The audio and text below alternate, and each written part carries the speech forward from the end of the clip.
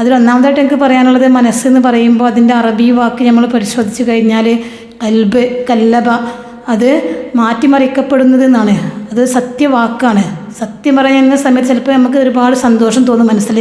ആ സമയത്ത് തന്നെ അതേ സമയം നമുക്ക് ചില സമയത്തിൽ ദുഃഖം ഫീൽ ചെയ്യും. ഒരു പ്രതിഭാസമാണ്, പ്രത്യേകമായൊരു പ്രതിഭാസം, നമുക്ക് പോലും മനസ്സിലാക്കാൻ കഴിയാത്തൊരു പ്രതിഭാസം.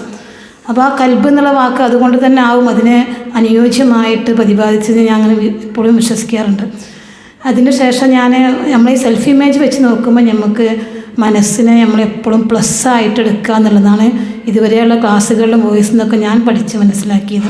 അതും ഈ സംഗതി ഏതായാലും ഒരുപാട് സന്തോഷമുണ്ട്. ഞാൻ കഴിഞ്ഞ ക്ലാസ്സിൽ വന്നപ്പോൾ പറഞ്ഞിരുന്നു എൻ്റെ ഒരു ആഗ്രഹം എന്താണെന്നുള്ളത്.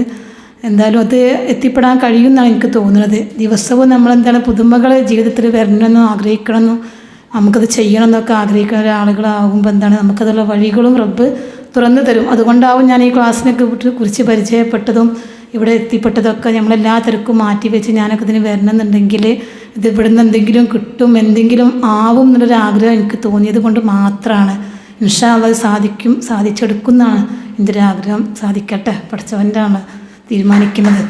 അപ്പോൾ ആഗ്രഹത്തിലേക്ക് റബ്ബ് കൂടെ നിൽക്കും. നമ്മളെ വിശ്വാസം അതേപോലെ നമ്മുടെ ആഗ്രഹവും പ്രവർത്തനങ്ങളും ശരിയാണെങ്കിൽ അതിൻ്റെ കൂടെ റബ്ബും പ്രകൃതിയും കൂടെ നിൽക്കും എന്നാണ് ഞാൻ വിശ്വസിക്കുന്നത്. ഇൻഷാ അല്ലാഹ് അതിലേക്ക് എത്തിപ്പെടും. പിന്നെ കൂടുതലായിട്ടൊന്നും പറയുന്നില്ല. ഇൻഷാ അല്ലാഹ് ഇനിയും എല്ലാവരെയും കാണാം, പരിചയപ്പെടാം. ഓക്കെ, അസ്സലാമു അലൈക്കും.